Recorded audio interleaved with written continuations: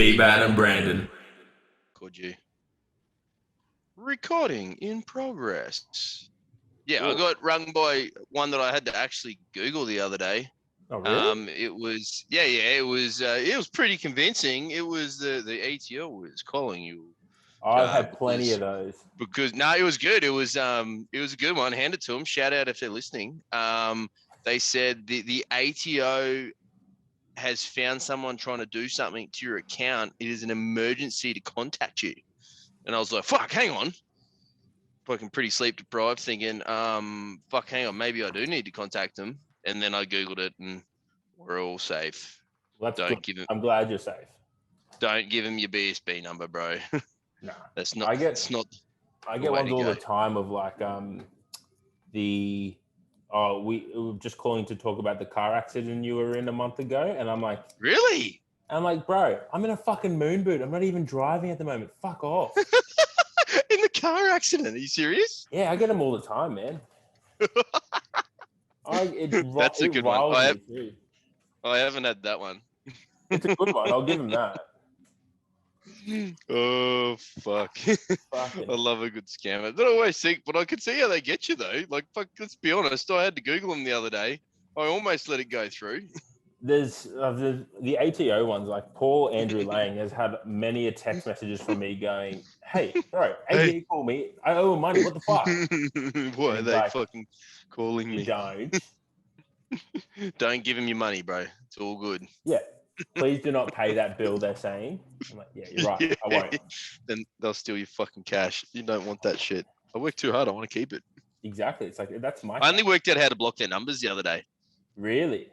Yeah, which I'm excited about. But then I'm also fearful because, like, you'd be the same as me. Your number's everywhere.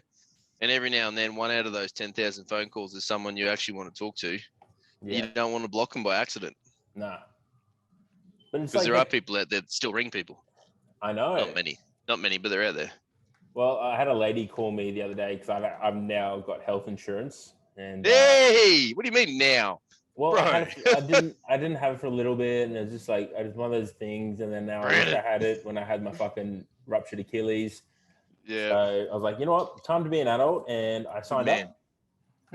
But the lady called me from like iSelect because I was on their website, and then she called me straight away, and I was like, thank you so much. Now I don't have to call you and wait in a waiting line. Like, yeah. Oh, look at you, fucking leveling up with your health insurance. I know. You can go. Did they waive your waiting periods? Did they do your deal? No. Oh, what? But it's not too bad. Like, I don't need it urgently, but in 2 months, I can go to a dentist and get 2 free cleans a year. Hey, how do you feel about dentists? I'm a big fan. I just don't prioritize a dentist. I don't like them. Why? Well, I haven't really been to the dentist too frequently. Would probably be the best way to point it. Okay. I think my only vivid memories is like the high school dental van and just getting smashed. I remember not getting painkillers, and they'd just be like, just let us know when it hurts and put your hand up. And I remember just thinking, all right, well, that's okay. We'll go with this. But I assume when I put my hand up, when it hurts, you'll do something about the pain. No, they just stop and then they go again. Like their way of pain relief was just giving you a break. Like a tattoo. Yeah, I was fucking traumatized. So I didn't go I would have gone maybe when I was 32 or 33 since high school. Yeah, right. And now you're how old? Yeah, and I think I've only done 1 or 2 visits since then as well. So at 34 years old now, that's not too bad. Nobody believes you're 34. But you would pass as 34. That's the thing. Thank you. And, I'll get a dodgy birth certificate sorted out. Speaking of birth certificate, how was the little one? Mate, she's good. Actually, I would love to talk about birth certificate. So have you ever bought a birth certificate before? No. No, I have. So I bought one on the Queensland Registry for birth, deaths, and marriages. Yes. You can buy, wait for it, Broncos birth certificates. Queensland State of Origin birth certificates. You can buy other crappy shit like Bluey and other kids stuff, but that's boring. But little Kendra J. Nelson, she has a Queensland Maroons birth certificate coming as her official birth certificate. How fucking good is that? I thought this was like an official important document. It is. And it's got the Queensland Maroons on it. What the It's fuck? amazing. I know. So, like, when I was doing the process, because I've been doing a lot of paperwork this week, shout out Centrelink. Thanks. You're fun. Yeah, there was a button and it says, yeah, do you want a commemorative one? I was like, fuck yeah, you do. You want a commemorative one? Another $70. Cha-ching. Fucking straight to the Queensland government. Good job. But then I scrolled down and it's like Bluey's the first option. I was like, oh, that's kind of cute. I'm across who Bluey is. We've read some Bluey books already. And then I flick across, I see Broncos, Cowboys. And I was like, well, the Broncos are a bit rough at the moment. I can't really get behind that. Oh, the Maroons. Yeah, but Maroons, Queensland above all else. So, yeah, we bought the Queensland commemorative birth certificate for Kendra J. How good's that? That's amazing. So I can just see when she's like, I know it's so cool. I just imagine when she's like, I don't know, when you need birth certificates for things like driver's license or getting a passport, whatever, getting a passport and all that kind of stuff. She will be taking in her official Queensland Maroons birth certificate to showcase and prove her identity. That's amazing. I know. And how good is the Queensland government for even thinking to monetize something like fucking getting a birth certificate? Yeah. Good That's on genius. You. Fucking just bleed us with more money, please. Yeah. As if they knew I was spending an extra $70. Yeah, if you're not. That was a targeted ad. They're like, Johnny Bbad. Yeah, Google fucking got behind that. We have a junior Bbad. We do. Junior Bbad. She is 7 days old as of today, being Friday, whatever the date it is, this date. The 9th, 10th. 9th, all the days and muddled together for this week. Yeah, she was 1 week old yesterday. Super cute. Today she is crying a lot, which is that's like torture. And she doesn't want to leave mum at all. Fair. Literally wants to be next to her and her boob the whole time, which I get. I understand. I run a similar model. Yeah. But that's the best. That was so good. Unfortunately, they're out of action at the moment. Doctor's orders. Yeah, but yeah, she's just a bit, I don't know, clingy, needy. Child. Done a lot of. Yeah, she's a newborn. Like I've said to a few people, I think it'd be a lot easier if they spoke. Maybe that would be good. But trying to interpret what this means, or her hands going in certain places, depending on what you read on Google, means different things. Yep. And none of that's worked today. Nice. Yeah. So poor Jaylee, like shout out to all the mums out there. Like, I mean, I think, we both all know how amazing women are and what they can do, and women, mothers, particularly when they go through looking after newborns and stuff, but then to personally experience it is like nothing else. Like, fuck, man. Like I'll get up. Way stronger human beings than us. Oh, exactly right, mate. I think we are half, not even half. Oh. I can just see, like, just this week alone with like Jaylee, like last night she would have been up 3 or 4 times, and every time she didn't really want to sleep, so Jaylee just stayed up and held on to her so she would fall asleep in her arms, and all I can do is get Jaylee some water and change the diaper, which takes second. Well, now I'm a fucking gun at diaper changing. Takes seconds. I did see the shit splat. Oh, bro.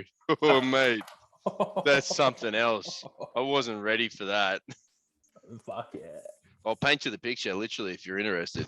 Yeah, I'm keen. As soon as I saw, I was like, this is great. So, Matt, we've got the change table in the corner against the wall. And so you're kind of in here against the wall with it. Yeah.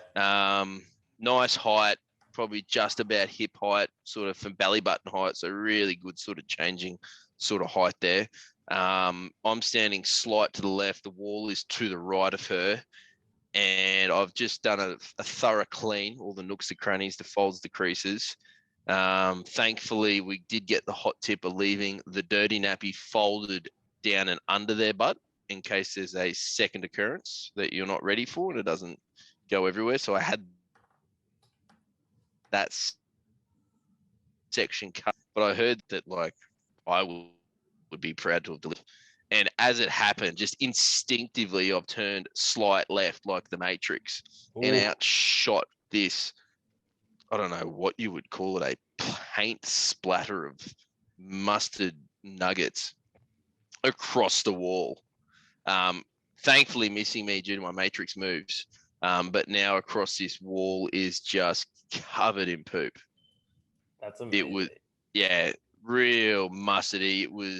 It's nice and dark in that room. And of course you can't turn the light on too bright because they don't like that either.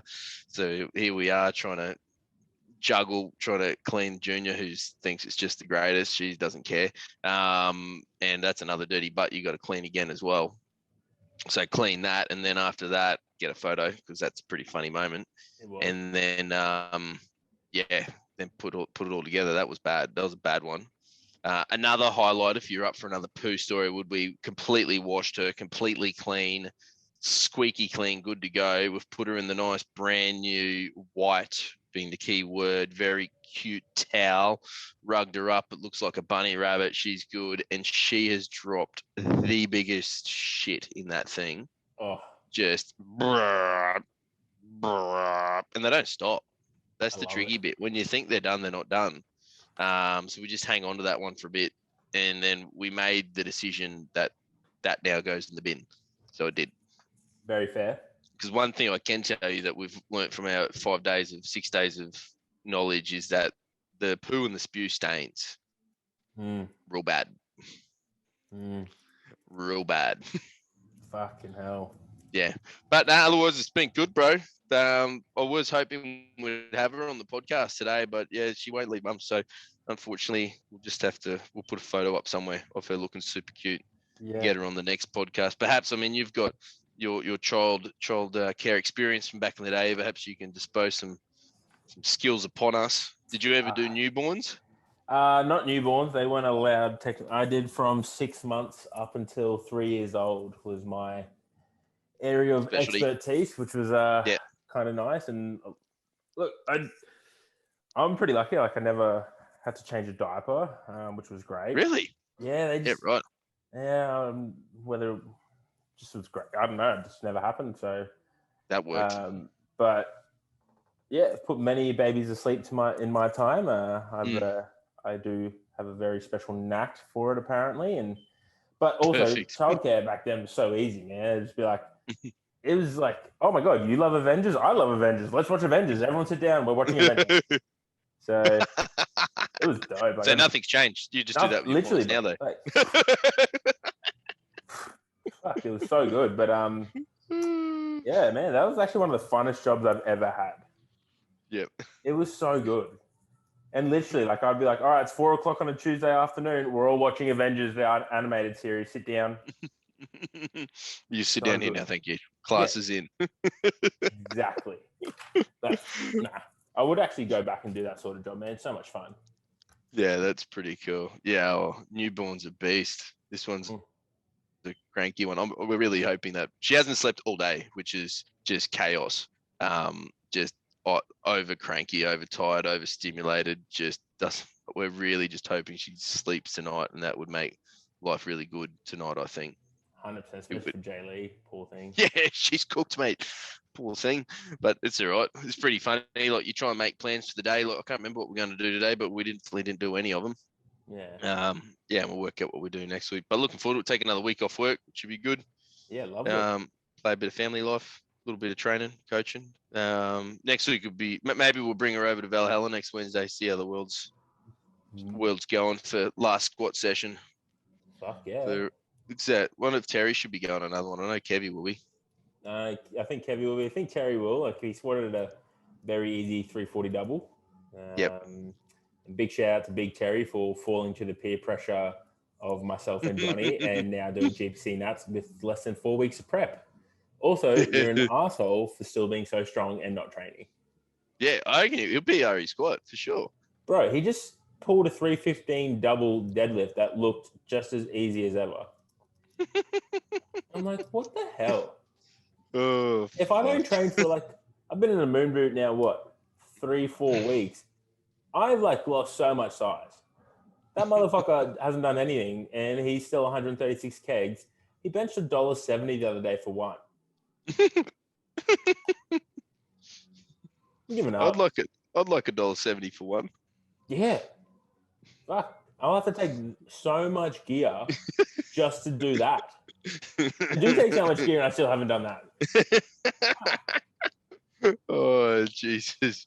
That's fucked. And we'll have GPC Nats coming up in a week's time, bro. You pumped? I am, bro. I think it's going to be obviously... Fingers crossed it's still going ahead, I should say.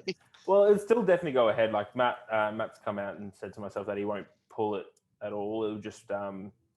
unfortunately, it looks like New South Wales won't make the trip up. Majority of the people from Sydney, obviously, they're in a big lockdown, and Melbourne's, I'm pretty sure, good to go. That's good. I think every other state's pretty much good to go except New South Wales. So it's beyond. It is what it is. But it should be a good time. I think we have a team of 14 lifters going. So that's sick. It'll be good weekend up in Redcliffe. The Cliff. You going to the after dinner? You going to the after party dinner? No, I don't usually hang around. After 3 days of coaching, I'm not really too sociable. So if anything, people want to go out and I'll go out for a nice dinner and a fucking scotch and probably just chill. Yep. No, that'd be cool. You know, Arian's coming up. Bro, I'm so keen. He's coming to pull his last deadlift at FB on next Thursday night. Oh, stop it. Yeah, he's going to do something. He's peaked to hit a big single. Oh, so if you're not doing anything next Thursday night, come along. I don't work Thursdays. Well, then you need to be at FB next Thursday night. I think if we had a loose chat today online, I think we're talking around 6 o'clock. But he posted a 285 double yesterday, I think. Yeah, I'll be there at 5 if it's 2 o'clock. 6 o'clock. Yeah, sick. Yeah, because I told him there's a pretty good crew in normally Thursday nights there at FB, so we'll all get around that. So you'll have to moon boot your way over there. Yep, Uber, done. Done. How is the moon boot life, bro? Is it treating you well? It is good. Rehab is going very well. Obviously, I've been... look, it's... Because of the time I'm now not training, which is great. You have so much more time to do other things when you don't. I always wondered what people did with time when they didn't train. Oh man, I've really kind of put the back end of this business together, and it's sick. But rehab's going well. Obviously, working just literally my rehab at the moment. For anyone interested, is a towel, a tea towel on the floor. Are you doing those things? Yeah, just toe crunches, just trying to get some sensory input into my foot, and so it's not so foreign. Obviously, my foot's stuck in the moon boot, so it doesn't get that sensory input that. Yeah. So you're allowed to take it out for that? Yes. I don't. Cool. I've now I'm supposed to still be non-weight bearing, kind of half weight bearing, but I'm just I run the fucking gauntlet. I don't use the crutch much at all. Yep. Because it's fucking annoying. I don't sleep in the boot now. That's good. Yeah, it allows me to sleep. It's really weird though. They expect you to sleep in this boot, but then to recover, you obviously need good quality sleep. But you don't sleep good with the boot because the boot's so uncomfortable and it's weird. Also, I had this conversation with someone before. It's 2021. If we can fucking replicate cells, how have we not created something more smaller and more compact to treat these sort of things? What the fuck? But anyways, I'm not a medical expert. Point being, rehab's going well. I've started doing some basic passive mobility work through the ankle, through flexion, through dorsiflexion, plantar flexion. Sick. Some hot cold treatments just at home with an ice bucket and a fucking hot bucket, just to get the different chains of recovery firing, and obviously sensory input into that foot. So that's the main thing. Yeah. And then just the general looking after my hips because I'm so jacked up. You would be just from walking a bit different, eh? Yeah, man, it's fucking I feel it very. I had treatment with Rod Williams on Tuesday just gone, and after I got off, I was like, fuck, that's what normal feels like. Like that's back to balance. So that's being prioritized and just doing the most basic. Like obviously can't really train legs too much, but it's so much booty band work just to keep some sort of stimulus into the glutes and hips. And so when I am back to normal, my right hip's just not completely fucked. Hasn't shrunk and atrophied down to a peanut. Yeah, and still exists in some capacity. Yeah, and because obviously I've been relying on crutches, it has some sort of lateral stability left, so I don't fall over when I walk. So, which is good. But yeah, I'm spending a lot less time in the boot, and saw a private surgeon last week, and he said, "Look, the tendon seems to be coming back together. The only risk now, obviously, is it doesn't align properly, because there's no surgery, the rate of reoccurrence is higher. They say it's not, but it's like I've read enough studies now. So, So what does that mean? Like reoccurrence would be more similar style to what has happened to it, how it happened last time? Yeah, so like if I was to go back and play football, the rate of reoccurrence is much higher. Obviously, I'm dumb enough to go back and play football again. I'm still going to live out that childhood dream and have another run on the paddock, and I'll probably go back, but I'm in no rush. I'm really enjoying this like downtime. I got to admit, like when it first happened, I was obviously super devastated, and rightly so, but it takes a while, and then you see the silver lining, and you're like, yeah, you know what? This is actually a blessing. So it's allowed me to have a bit more time doing things for myself, revamp the business in a sense. And then, man, I'm training like a fucking bodybuilder. My session today took me just under an hour. It was great. Sick. I have a goal for you. Yes. If you're interested. Of course. The most circumference you can put on your arm between now and when your rehab is complete. Why not? If you were to set a goal, I think that would be the goal you need to set. 100%. Like as I said to you last week, like I had a consult with Jordan Shallow, the muscle doc, and he's got big arms. He's got very big arms, and you see that motherfucker's like working with Shaquille O'Neal right now. Is he? I didn't see that. Yeah, man. I saw it on Instagram today. Just messing a mess like, fuck, how did he go to Shaquille? What the hell? Yeah, but that's fucking cool. Yeah. Wow. So like doing like strength coaching stuff. Yeah. Like just I guess some rehab and coaching work. Yeah, because his body be beat up as fuck. Fucking oath, man. But it's been pretty good, man. I'm enjoying it. It's nice to do something different. Body feels good. Like I know I've dropped a bit of weight since I last competed, but it feels nice. Like I'm not forcing food down my throat every second of the day, and I dare say my body's quite comfortable right now, which is ironic because I'm fucking in a moon boot. It's quite happy with what it's doing. So good. I'll tell you another interesting one. I don't know if you follow Stan. You know he's coaching John Jones Jr. John Jones. Yeah, bro. I saw that I think I saw that a month ago. I'm like, the fuck is he doing this motherfucker? That's unreal. Yeah. That's unreal. I'm conflicted because I don't know if I like John Jones anymore just because he's a bit of shit human. But everyone gets I don't know how many chances he's had.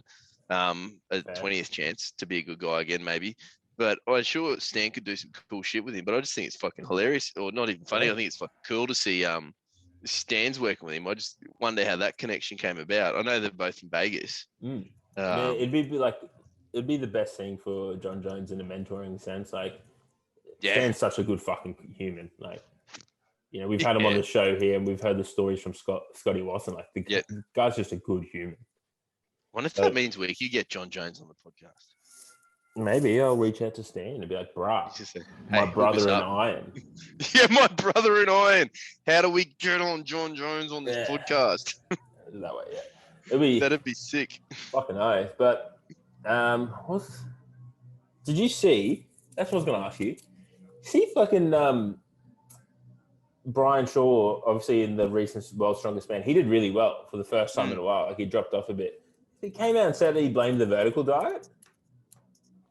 He blamed it. Oh, like his performance was down just because of his nutrition wasn't right. And then it's like... Really? What? Yeah, bro. Did he say what he didn't like about it? Or he didn't name the vertical diet itself, did he? I think he did because, like, obviously he's been very active on his social media and stuff about what, his nutrition and his diet in the past. Yeah. So I think he, like, don't quote me, but it's came out that he was like, yeah, no, my performance dropped massively when I was doing this diet. And it's like, well, I mean, I know everything works specifically better for everyone, and it's very individual based, but like that's a big fucking call. Yeah, I think that's a real big call because I remember he used to put up those videos of, watch a strong man eat. What are you gonna do? Yeah. My dietitian told me to eat this, and it was shit. It Yeah. was like pizza and Coca-Cola, and which I get it. You got to put your calories in somehow or other. But I would assume, in my non-dietetic knowledge, if you are replacing your shit calories for quality fuel, where you possibly can, that's surely got to better be for performance. I know the video you're talking about too, because like it was that 10,000 calorie day he did, and he ate all this food, and then he got pizza and pasta, and just had these massive glasses of Coke. To wash down at dinner because like my dietitian says I need to fuel up. It's like, man, if I ate that, I would not perform. Hell no, bro. Like I would be sloppy. No. Like I don't give a shit who you are and how much gear you take and all that shit. It's like you're gonna feel better if your digestive system's better. You don't need to be a fucking dietitian to know that. Like just go off how you feel. But hell no. It's weird, man. It's just a weird thing to blame when like, Thor fucking swears by it, and it's probably best strength athlete in the world right now. Yeah. But I think it's also a big call just to blame your diet on your whole outcome of an event. 100%. That's a bit rough. I'm not a strongman expert, but I know enough about performance to know that it's a holistic approach, and you can't and yes, if you have a bad factor in that, it does bring everything down, but to say wholly that this was your flaw, and or maybe you just lost. Yeah. Maybe the other guys are just better. I mean, I'm pretty sure one year you lost to Eddie Hall, who was just the most aggressively purpose-filled person on the planet, I think. Yeah. And I mean, Shaw's had his time. There's a new generation of strongmen coming through. Yeah, man.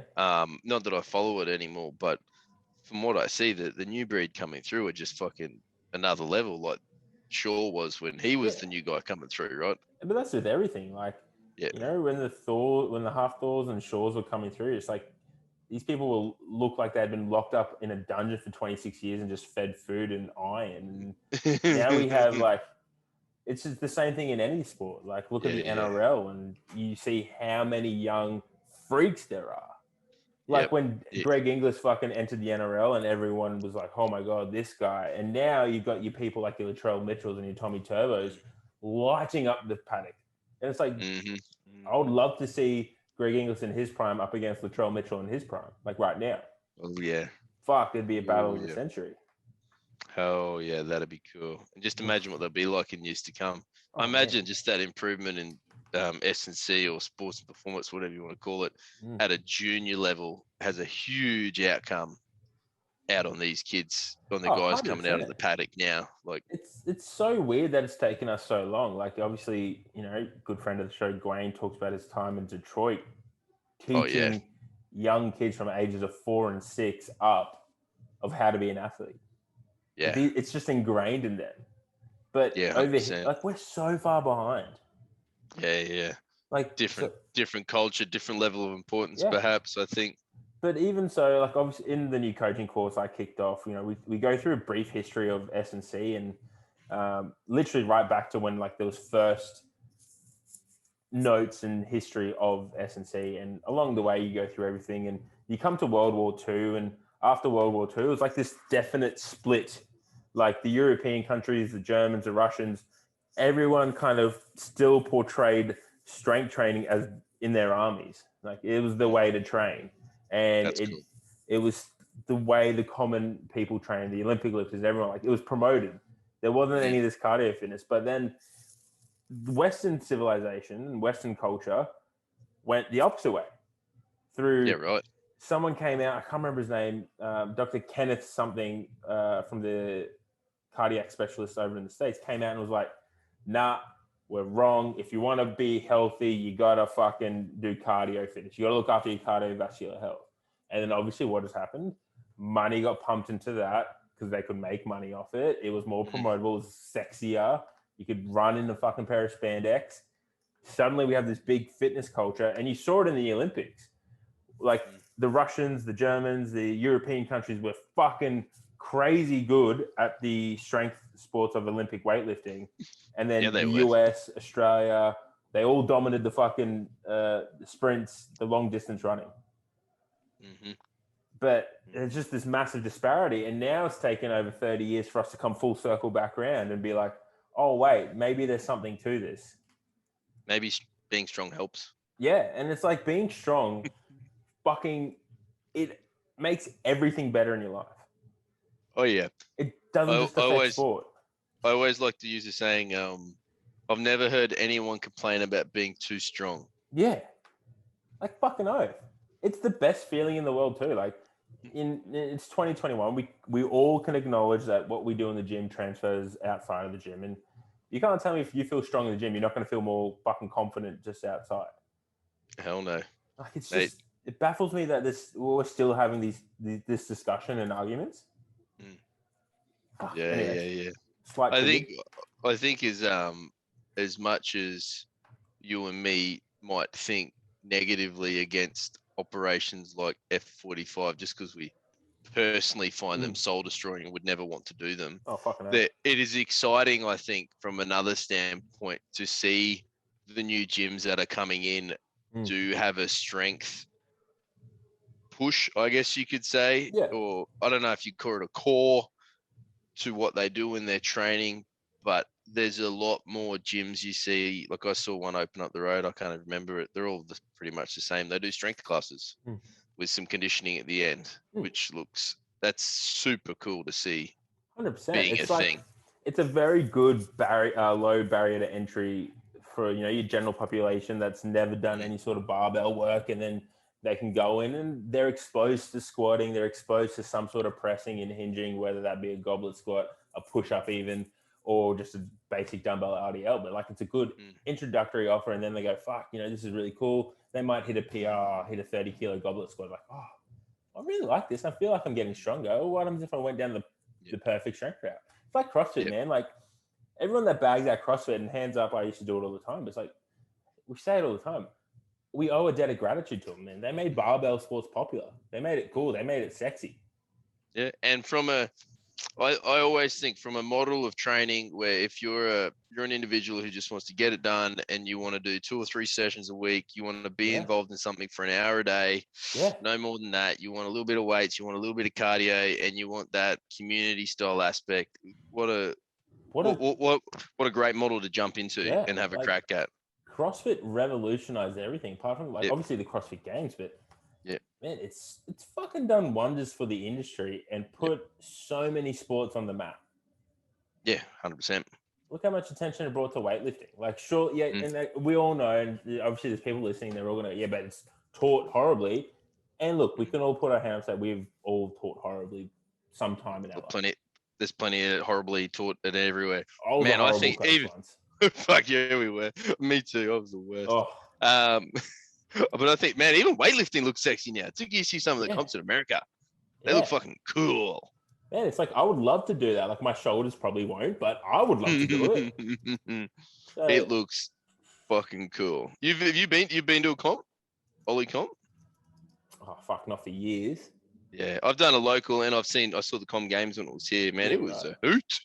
Yeah. It was a hoot to watch. Very different atmosphere to what you get with powerlifting, but still at the same time, such a cool technical sport. I would dare say, now obviously Olympic weightlifting being in the Olympics, and guys, powerlifting is probably never going to get there, let's be honest. But there seems to be at the top elite level, there seems to be a more mutual respect, I would say, between athletes. Yeah. I think whereas powerlifting it's still a bit ego driven, whether that be because of head use or whatever. It's just like, it's just still a very meathead locker room mentality at the top level, I assume.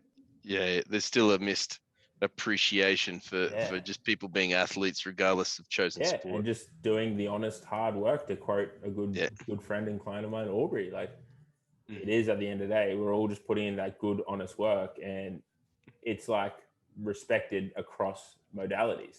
I don't care if you're a CrossFitter, an Olympic weightlifter, a fucking sprinter, or a champion chess player. If you're putting in the work, there's a mutual respect because I know how much it takes to put fucking 5 kilos on a barbell extra.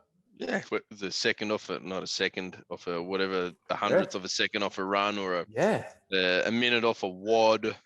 Yeah, like the amount of work Usain Bolt would have done to shave 0.1 of a second off that world record.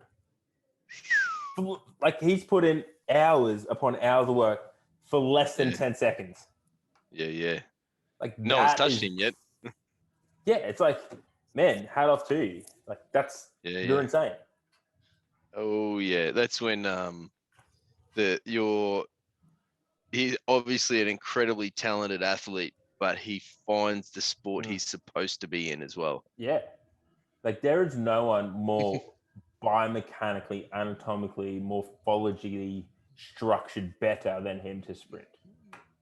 No, he's meant to run. I'd love to have a foot race with him though. Wouldn't that be fun? To watch yourself get destroyed? Yeah, maybe a head start, you know? But like I don't even think like he wouldn't even have to run at full speed to beat us. Oh, that's the best bit. You know, maybe like a joke, like we start on the 20-meter line and he starts at the 100-meter line and he still beats us. Oh, dude, I reckon he could even beat us from a 40-meter head start. Yeah, can you imagine? I'm gonna slip into his DMs later and be like, hey, do you want to race us from a 40-meter head start? Race Johnny because I'm in the mood. Yeah, I'm ready to go, bro. Put me in. Like I've got no running ability. I'm pretty heavy set, so I'm very top heavy. A little top heavy, but when I get the speed up, a bit like a good old tractor, once you get a little momentum behind you, you are good to go. I will say. You say. No, I'll just give the people a funny story. When I went back to football training, I obviously hadn't run in such a long time, and just the mechanics, obviously, because I'm a lot heavier than the last time I ran, was so off. I was like running with my arms out, trying to escape my lats. But my legs, man, we did the warm up. My legs were so pumped and full of lactic acid. I started running like Forrest Gump because I couldn't fucking move my legs. And then I nearly tripped over it. It was fucking hilarious. Anyways. Did the other guys have a giggle at you? Oh man, I honestly played it on myself and just ran with it because it was fucking hilarious. Everyone was laughing. That's the best, bro. Mate, what I was going to do, I was going to hit you with 10 questions. I'm ready. I'm actually really ready. We haven't hit, you've heard them. We've done them. Fuck, sorry, bro. Oh. It's the same ones. What a letdown. That's all good. Yeah. Well, that's okay. Like, I mean, I didn't get excited. It's fine. You didn't get excited? No, I'm good, bro. You got a little bit excited. It's all good, man. We'll just roll with the punches and we'll do it for some reason. Yeah, I didn't think you knew what they were. You got baby brain right now. Yeah, I do, bro. Oh, there you go. I got 2 for you. I'll hit you with it. Last time you experienced nostalgia?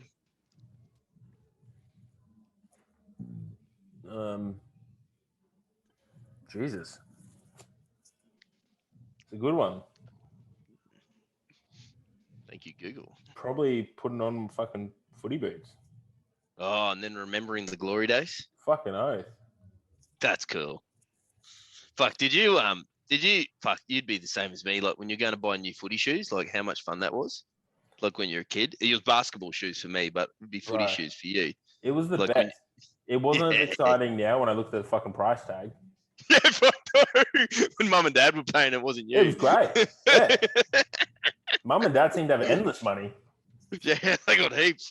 For some reason, they wouldn't let you get the good ones, though, hey?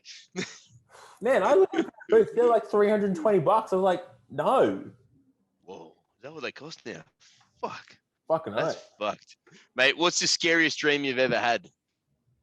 That's a good one. Oh, man. Drowning. Oh, yeah, you've had that dream? Oh. Yeah, when I was like, oh man, it was fucked. I remember like it's 2013 and I remember it still vividly because it was like probably peak anxiety Brando time. Oh, fuck. Bro, it was fucked. Would not recommend for anyone. Did you wake up? Obviously. Yeah, woke up in the middle of the night and just be like, what the fuck, mom? Good it's okay to laugh now, but fucking hell. Man, fuck. All good, bro. That was a good one. We actually just spoke about some, real stuff. We went deep. Check out my Broncos ball. That's what I've been playing with. Yeah, look, I wouldn't really want to talk about 2000. That. When did we win the premiership? 06? 06, and then made it to the 2015 grand final. That's the signed ball from that year. Yeah, right. Yep. Yeah, that's it, bro. We're done, but we're going to do another one in like 9 minutes. Yeah, I've got to we'll send chat you in 9 minutes, and then everyone else will see you next time. See ya. You know where to find us. Recording ending.